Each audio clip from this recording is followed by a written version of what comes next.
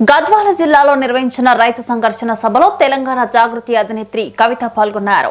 ఈ సందర్భంగా ఆమె కలెక్టర్ను కలిసి రైతుల సమస్యలపై వినతి పత్రం సమర్పించారు. కాంగ్రెస్ ప్రభుత్వం 15 లక్షల మంది రైతులకు రుణమాఫీ ఎగ్గొట్టిందని కవిత ఆరోపించారు. ప్రజల కోసం కొత్త ఆయుధాన్ని సిద్ధం చేస్తున్నామన్నారు. అది రాజకీయ అస్త్రమవుతుందని వ్యాఖ్యానించారు. రైతు ఏడ్చినా రాజ్యం బాగుపడదని కాంగ్రెస్ ప్రభుత్వానికి ప్రజలు తప్పకుండా బుద్ధి చెప్తారని హెచ్చరించారు.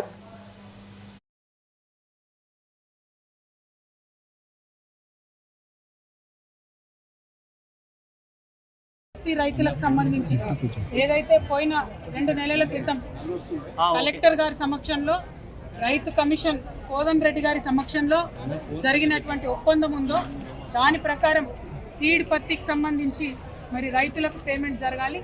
8 నుండి 10,000 మంది రైతులకు ఇంతవరకు దళారులు ఎవరైతే ఉంటారో ఆర్గనైజర్స్గా పిలుస్తారు వాళ్ళని, ఇక్కడ వాళ్ళు ఎవరు కూడా డబ్బులు ఇవ్వకుండా ఉల్టా రైతుల మీద జులుం చేస్తున్నటువంటి సందర్భాన్ని చూసినాం.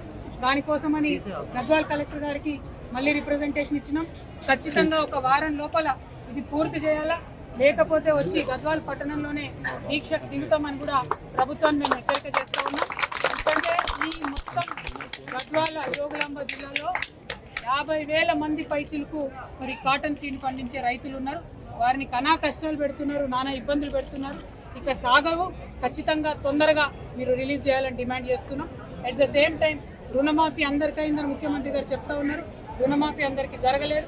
రాష్ట్ర వ్యాప్తంగా 15 లక్షల మందికి రుణమాఫీ జరగలేదు. ఆ రైతులందరికీ రుణమాఫీ అయ్యేంత వరకు కూడా జాగృతి పోరాటం చేస్తుందని తెలియజేస్తా ఉన్నాం. రైతు భరోసా తొందరగా వేయాలి, కేవలం ఎన్నికల కోసం కాదు, మీరు ఇచ్చిన మాట ప్రకారం రైతు భరోసా వేయాలని చెప్పి డిమాండ్ చేస్తున్నాం. Thank you.